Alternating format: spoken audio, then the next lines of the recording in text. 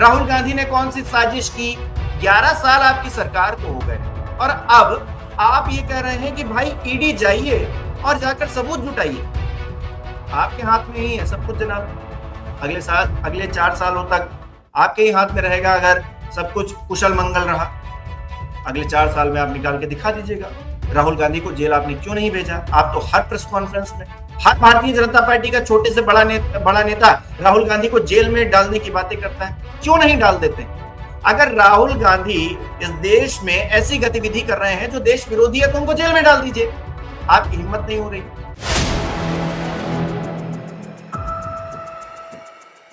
नमस्कार, मैं सुष्मिता मिश्रा। आप देखना शुरू कर चुके हैं 4 PM यूपी। राहुल गांधी का वोट चोरी पर हमला लगातार तेज होता जा रहा है। गुरुवार को उन्होंने एक बार फिर प्रेस कॉन्फ्रेंस कर चुनाव आयोग और बीजेपी पर सीधा निशाना साधा है।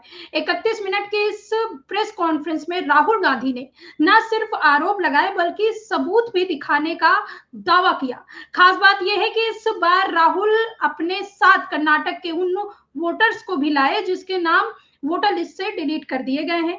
राहुल गांधी ने कहा है कि चुनाव आयोग जानबूझकर कांग्रेस समर्थकों को टारगेट कर रहा है और उनके वोट काटे जा रहे हैं। उन्होंने चुनाव आयोग के मुख्य आयुक्त ज्ञानेश कुमार पर भी गंभीर आरोप लगाए हैं और कहा है कि वह लोकतंत्र को बर्बाद करने वालों की रक्षा कर रहे हैं। राहुल गांधी का यह हमला ऐसे वक्त में हुआ जब महाराष्ट्र, हरियाणा और यूपी में चुनावी माहौल गर्मा रहा है और बीजेपी बैकफुट पर दिखाई दे रही है। फिलहाल आज हम इसी पर चर्चा करेंगे। हमारे साथ हिमांशु जी जुड़ चुके हैं। स्वागत है हिमांशु जी आपका। आज राहुल गांधी ने प्रेस कॉन्फ्रेंस की और जिस तरह से उन्हें इस प्रेस कॉन्फ्रेंस में बम फोड़ा है और भाजपा के नेता लगातार प्रेस कॉन्फ्रेंस भी कर रहे हैं, तो क्या लगता है कि राहुल गांधी ने ज्ञानेश कुमार को 7 दिनों का अल्टीमेटम देकर क्या 17 अगस्त वाला बदला पूरा किया है? देखिए, राहुल गांधी की प्रेस कॉन्फ्रेंस आज हुई और सबको उम्मीद ये थी कि आज जो है राहुल गांधी हाइड्रोजन बम फोड़ेंगे, क्योंकि कुछ दिन पहले वो इस बात का जिक्र कर रहे थे कि हाइड्रोजन बम आने वाला है। राहुल गांधी की तरफ से हाइड्रोजन बम फोड़ा जाता, प्रेस कॉन्फ्रेंस की जाती, उससे पहले कांग्रेस पार्टी की तरफ से एक ट्वीट किया गया। बताया गया कि अपनी पेटी बांध कर रखिए, लगा कि बहुत बड़ा धमाका होने जा रहा है। और इस बीच निशिकांत दुबे का कुछ ही देर बाद, लगभग 23 मिनट बाद एक ट्वीट आता है जिसमें वो राहुल गांधी को लेकर प्रोपेगेंडा फैलाना शुरू कर देते हैं। खैर, उन चीजों को लेकर आगे बात करेंगे, लेकिन यहां पर राहुल गांधी जिस तरह से 7 दिनों का अल्टीमेटम देते हुए ज्ञानेश गुप्ता जी को नजर आए, लगा यही कि 17 तारीख वाली जो बात ज्ञानेश गुप्ता जी की तरफ से कही गई थी उसका जवाब है। आपको याद होगा, महादेवपुरा की विधानसभा सीट को लेकर उन्होंने एक खुलासा किया था 7 तारीख को। 7 अगस्त की ये बात है। 10 दिनों बाद 17 तारीख को प्रेस कॉन्फ्रेंस करने के लिए ज्ञानेश गुप्ता जी सामने आते हैं और कहते हैं कि भाई हमको एफिडेविट दीजिए, हमको अगर आपने एफिडेविट नहीं दिया 7 दिनों के अंदर तो हम मानेंगे कि आप झूठ बोल रहे हैं और आपको देश से माफी मांगनी पड़ेगी। 7 दिनों का अल्टीमेटम उनकी तरफ से दिया गया। राहुल गांधी ने उनकी बात का कोई भाव ही नहीं दिया। उन्होंने कहा कि ना हम एफिडेविट देंगे ना ही हम देश से माफी मांगेंगे, क्योंकि हम जो कह रहे हैं वो एकदम सही है। आपको जांच पड़ताल करनी है, आप जांच पड़ताल कीजिए और उल्टा देश को जवाब दीजिए। ज्ञानेश गुप्ता जी ने बहुत कोशिश की है पूरा जो मामला है वो देश से जोड़ दिया जाए, वोटर्स की अस्मिता से जोड़ दिया जाए, लेकिन ऐसा हुआ नहीं। वोटर्स भी आजकल तो थोड़े स्मार्ट हो गए हैं। मोदी जी जब से आए हैं तब से अच्छे दिन इस बात को लेकर हो गए हैं कि वोटर्स सोचना समझना शुरू कर चुके हैं। जो अंधभक्ति थी उसे छोड़ चुके हैं पिछले 10 सालों का, जो 11 सालों का रिकॉर्ड देखा है उसके बाद। ऐसे में ज्ञानेश गुप्ता जी आए, थोड़ी बहुत भाषणबाजी की और फिर वो चले गए। तमाम सवाल थे, उनके जवाब दिए बिना ही वो वहां से रवाना हो गए। ऐसे में भारतीय जनता पार्टी ने क्योंकि सवाल उठाए थे कि यहाँ रायबरेली में भी चोरी हुई है, वायनाड में भी चोरी हो रही है, कन्नौज में भी चोरी हो रही है, तमाम जगह और चोरी हो रही है जहां विपक्षी नेता लड़ रहे हैं, तो ऐसे में ज्ञानेश गुप्ता जी के पास बताने के लिए वैसे भी कुछ नहीं था। लेकिन राहुल गांधी को ये बात तो समझ में आई कि 7 दिनों का हमको अल्टीमेटम दे रहे हैं, अब हम इनकी टांग खिंचाई कैसे करें। अब चूंकि हाइड्रोजन बम का जिक्र हो रहा था तो हाइड्रोजन बम नहीं फोड़ा गया। राहुल गांधी ने खुद ही इस बात का जिक्र किया। आलंद विधानसभा सीट है, ये भी कर्नाटक में पड़ती है। उस सीट को लेकर राहुल गांधी ने बात की। राहुल गांधी ने यह भी कहा कि ये सीट, मतलब इस पर जो हम खुलासा कर रहे हैं वो मतलब एक होता नहीं है कि आपकी किस्मत टकरा गई और आपने जो आपको वो सबूत मिल गए और चीजें हो गई। मतलब ऐसी कोई तैयारी नहीं थी, ऐसी कोई सर्वे नहीं किया गया, ऐसा कुछ भी नहीं किया गया, बल्कि एक व्यक्ति था जिसको ये पता चला कि भाई हमारे चाचा का वोट काट दिया गया है। अब वो उस बात को लेकर छानबीन की गई तो पता चला कि किसने वोट काटा है, तो पता चला हमारे पड़ोसी थे। पड़ोसी के पास गए जानने पूछने के लिए कि भाई आपने वोट कटवा दिया हमारा, तो उन्होंने कहा हमने तो ऐसा कुछ नहीं किया। खुलासा ऐसे हुआ कि ना वोट कटवाने वाले का पता है ना वोट काटने वाले का पता है। और इसी बात को लेकर राहुल गांधी ने कहा कि कर्नाटक की सीआईडी ने 18 महीने में 18 बार ज्ञानेश गुप्ता जी कह रहे थे ना कि एफिडेविट दीजिए, हमको लिखित में दीजिए, तब हम इस पर कोई कार्रवाई करेंगे। सीआईडी कर्नाटक की 18 महीने में 18 बार पूछ चुकी है। 3 सवाल पूछे गए उनकी तरफ से, अब तक कोई जवाब नहीं दिया गया। और राहुल गांधी ने इसी बात को लेकर कह दिया कि भाई 7 दिनों के अंदर आप जवाब दीजिए, नहीं तो हम ये मान लेंगे कि जो ये वोट चोरी करवा रहे हैं, जो इसके सरगना हैं, जो मुखिया हैं, उनको आप बचाने के लिए लगे। अब ज्ञानेश गुप्ता जी के पाले में गेंद पहुंच गई है, क्योंकि ज्ञानेश गुप्ता जी 17 तारीख को आकर बड़ी ही फिल्मी बातें कर रहे थे, बड़ा ही डायलॉग मार रहे थे। अब वो डायलॉग बाजी उन पर भारी पड़ती हुई दिखाई दे रही है। अब राहुल गांधी ने ऐसा बॉल उनकी तरफ फेंका है जिस पर या तो उनका विकेट गिर जाएगा या फिर जो है वो छक्का मारेंगे। अब छक्का मार पाएंगे तो फिर कहीं ना कहीं जो भारतीय जनता पार्टी के साथ में साठगांठ, जो कथित तौर पर साठगांठ कही जाती है, उसका खुलासा हो जाएगा। क्योंकि जिन बातों का जवाब चाहिए असल में देश को, वो तो ज्ञानेश गुप्ता जी दे नहीं पा रहे हैं। ज्ञानेश गुप्ता जी ये नहीं बता पा रहे हैं कि महादेवपुरा की सीट हो या फिर आनंद की जो ये सीट नई जिस पर खुलासा किया है राहुल गांधी ने, वो सीट हो, इस पर वोट चोरी हो कैसे रही है, कौन कर रहा है, किस तरह से हो रही है। क्या ये संगठित तौर पर, राहुल गांधी तो कह रहे हैं कि ये संगठित तौर पर किया जा रहा है, सेंट्रलाइज करके किया जा रहा है, इसमें कोई एक व्यक्ति नहीं है बल्कि पूरी संस्था लगी हुई है। इस तरह के आरोप राहुल गांधी लगा रहे हैं। इन आरोपों के बीच में जो 7 दिनों वाला अल्टीमेटम दिया गया है सुष्मिता, ये अपने आप में और भी ज्यादा हड़कंप मचा रहा है, खासतौर पर चुनाव आयोग के अंदर, क्योंकि ज्ञानेश गुप्ता जी निशाने पर है। सुष्मिता जी बिल्कुल सही कहा आपने, लेकिन सर हाइड्रोजन बम तो फूटा नहीं, भाजपाई क्यों बौखला रहे हैं? निशिकांत दुबे प्रेस कॉन्फ्रेंस से पहले ही प्रोपोगंडा फैलाने लगे, इस पर क्या कहेंगे सर? नहीं, बिल्कुल, देखिए प्रोपोगंडा तो फैलाएंगे ही, क्योंकि उनके पास कहने के लिए कुछ नहीं है ना। और निशिकांत दुबे आप जानती हैं किस तरह के नेता हैं, किस तरह से उनके रिलेशन जो गुजरात लॉबी है उसके साथ में अमित शाह के बहुत खासम खास बताए जाते हैं। और वो कह क्या रहे, देखिए एक तरफ ऐलान होता है कि अपनी सीट की जो अपनी अपनी बेल्ट जो है बांध कर रखिए सीट पर, तो दूसरी तरफ निशिकांत दुबे का 23 मिनट बाद एक ट्वीट आता है। और वो क्या करते हैं, प्रेस कॉन्फ्रेंस से पहले ही बौखलाहट, समझिए भारतीय जनता पार्टी किस तरह से वो जो महादेवपुरा को लेकर खुलासा किया राहुल गांधी ने, उससे बौखलाए हुए हैं। क्या कह रहे थे, निशिकांत दुबे का ट्वीट देखिए, आज राहुल गांधी जी अपने प्रेस कॉन्फ्रेंस के द्वारा भारत के लोकतंत्र को कमजोर करने की साजिश का हिस्सा बनेंगे। इस देश में सवाल पूछना, क्या इंस्टीट्यूशंस पर सवाल खड़े करना, या फिर जो हमारी लोकतांत्रिक व्यवस्था है उस पर सवाल खड़े करना, या फिर जो वोट चोरी बताई जा रही कथित तौर पर उसको लेकर सवाल पूछना, क्या लोकतंत्र को कमजोर करना है? ये सवाल निशिकांत दुबे को पूछना चाहिए था। ये सवाल तो सरकारी लोगों को पूछना चाहिए था, क्योंकि इनकी ही पार्टी के नेता तो थे अनुराग ठाकुर, जो प्रेस कॉन्फ्रेंस कर रहे थे राहुल गांधी के खुलासे के बाद में। यही तो कह रहे थे कि वायनाड में वोट चोरी हुई है, कन्नौज में वोट चोरी हुई है, रायबरेली में वोट चोरी हुई है, अमेठी, और तो मतलब जहां भी विपक्षी नेता लड़ रहे थे सत्ता पक्ष के अकॉर्डिंग, उनका जो मंसूबा है, जो उनके मन की बात है, वो ये है कि वहां पर वोट चोरी हुई। अब वहां पर वोट चोरी हुई है तो क्या आपको इसका जवाब नहीं मिलना चाहिए कि ये धांधली क्यों हो रही है?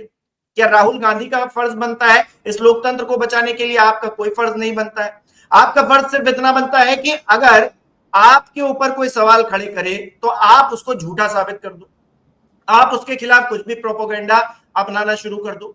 और सरकार आपकी, देखिए निशिकांत दुबे का जो ट्वीट है, मतलब निशिकांत दुबे या तो इतने कमजोर नेता हैं या तो उनके हाथ में कुछ है नहीं। मोदी शाह ने उनको भी साइडलाइन कर दिया, क्योंकि वो जो ट्वीट में आगे कह रहे हैं पीआईबी होम अफेयर्स, इसको उन्होंने टैग किया है और ईडी को टैग किया है। और आग्रह क्या करें, 11 साल से सत्ता में बैठे मोदी जी के एक मंत्री जी ये दावा कर रहे हैं, ये कह रहे हैं अपनी ईडी से, वो भी ट्वीट पर, आप तो मंत्री हैं, आप सीधे लेटर लिखिए ईडी को।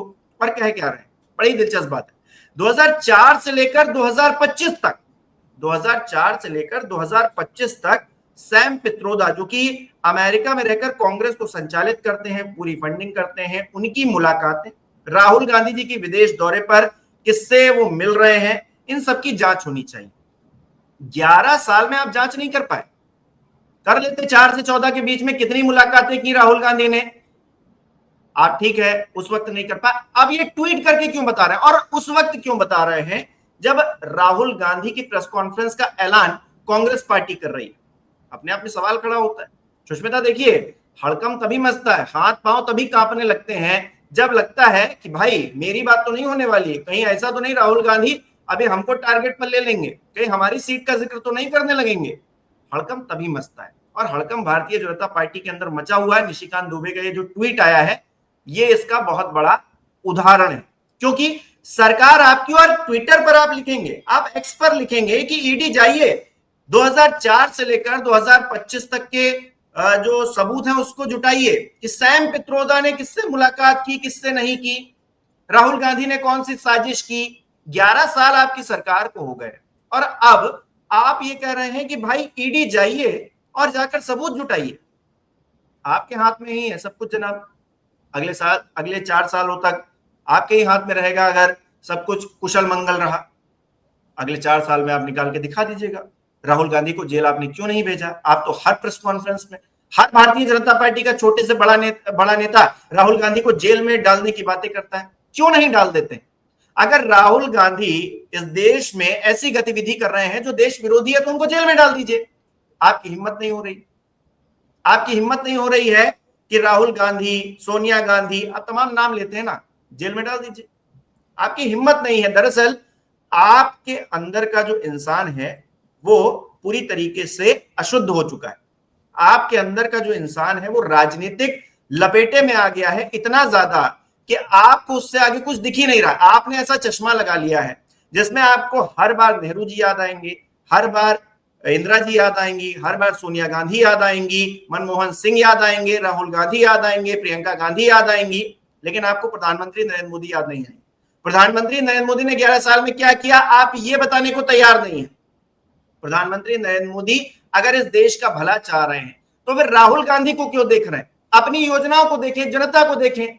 बिहार जा रहे हैं, कह रहे हैं कि घुसपैठिए आ गए भाई, डेमोग्राफी चेंज हो गई है बिहार की। 2 दशक से आप सरकार में हैं, कुछ वक्त को अगर छोड़ दीजिए, 2 दशक से आप सरकार में हैं। नीतीश कुमार जी आपके सबसे सर्वमान्य नेता हैं, आपने उनको मुख्यमंत्री बनाकर बैठाया हुआ है। इस वक्त तो 2-2 डिप्टी सीएम आपके हैं। आपको शर्म नहीं आ रही है ये बात कहते हुए कि बिहार के अंदर बाहरी लोग आ गए हैं? 11 साल से आप पूरे देश में सत्ता में हैं, और इस देश की जो सरहदें हैं उनकी सुरक्षा कौन करेगा? केंद्र सरकार के अंडर में है ना, अमित शाह जी के अंडर में। या तो प्रधानमंत्री ये कहते हैं कि अमित शाह अपना अच्छा काम नहीं कर पाए, इस बात का ऐलान कर दो, उनको मंत्रिमंडल से निकालकर बाहर कर दो, उनको पार्टी से भी बाहर कर दे। अगर आप ये आरोप लगा रहे हैं कि डेमोग्राफी चेंज हो गई है, आप सत्ता में बैठे हैं, आप अपनी रिस्पॉन्सिबिलिटी नहीं निभा पा रहे हैं, ये इस बात का सबूत है। और आप खुद ही मंच पर चिल्ला चिल्लाकर कांग्रेस पार्टी को कोस रहे हैं। नेहरू जी को इस दुनिया से विदा हुए अरसा बीत गया है, इंदिरा जी भी चली गई हैं इस दुनिया से, तमाम और नेता उस वक्त के चले गए हैं, अब इस दुनिया में नहीं है, उनका सिर्फ नाम है। और उनका नाम का इस्तेमाल करके आप अपनी राजनीति को चमकाने की हर बार कोशिश करते हैं। लेकिन राहुल गांधी इस बार जो जिक्र कर रहे हैं, जिस तरह से उन्होंने ये कहा कि जो लोकतंत्र की हत्या हो रही है उसके लिए ज्ञानेश गुप्ता जी जिम्मेदार हैं, तो ज्ञानेश गुप्ता जी तो फंस गए हैं बुरी तरीके से। ज्ञानेश गुप्ता जी के पास अब जवाब देने को कुछ बचा नहीं है, और 7 दिनों का अल्टीमेटम दिया राहुल गांधी ने। 7 दिनों के अंदर ज्ञानेश गुप्ता जी अब बताएं। वो बहुत जिक्र कर रहे थे 17 तारीख को कि देश का अपमान कर दिया, वोटर्स पे सवाल खड़े कर रहे हैं, लोकतंत्र पे सवाल खड़े कर रहे हैं। सीआईडी एक संस्था है, कर्नाटक की सीआईडी एक संस्था है ना, वो संस्था आपसे सवाल पूछ रही है कि बताइए हमको भाई ये चीजें बताइए, इन सवालों के जवाब दीजिए। आपके पास जवाब नहीं है। 18 महीने में 18 बार आपसे पूछा गया, लेकिन आपके पास कोई जवाब ही नहीं है। बड़ी हैरानी की बात है सुष्मिता। और इस बात पर भी हैरानी है कि प्रधानमंत्री नरेंद्र मोदी, गृह मंत्री अमित शाह, निशिकांत दुबे निकलकर सामने आ जाएंगे, कहेंगे भाई जांच कर लीजिए राहुल गांधी की, भाई आपकी सरकार है, आप जांच नहीं कर पा रहे हैं, आप इतने ढीले हो गए हैं, अधिकारी क्या आपकी बात नहीं सुनते हैं क्या? निशिकांत दुबे वैसे तो बड़ी जांच करवा लेते हैं, वो टीएमसी की सांसद महुआ मोइत्रा, उनकी तो बड़ी जांच करवा लेते हैं, उनके तो बड़े खुलासे कर देते हैं, राहुल गांधी के भी कर दीजिए। क्यों आपको ट्वीट पर लिखना पड़ रहा है? मुझे इस बात की हैरानी, और कब लिखना पड़ रहा है? देखिए सुष्मिता, राजनीति में ना समय बहुत मायने रखता है। आपने किस वक्त कौन सा फैसला लिया, किस वक्त क्या कहा, क्या लिखा, ये बहुत मायने रखता है। और इस वक्त निशिकांत दुबे का ये लिखना कि भाई राहुल गांधी की जांच करा लीजिए, और उधर कांग्रेस पार्टी कह रही है तैयार हो जाइए, तो अब किसकी मुश्किलें बड़ी हुई हैं और कौन हैरान परेशान है, हर किसी के सामने है। हमारे जनता जनार्दन, जो हमारे दर्शक हैं, वो भी अच्छी तरीके से समझ रहे हैं कि किस तरह से भारतीय जनता पार्टी के नेता बौखला रहे हैं राहुल गांधी को देखकर। जी, बहुत बहुत धन्यवाद सर, बहुत अच्छी जानकारी दी आपने। जी।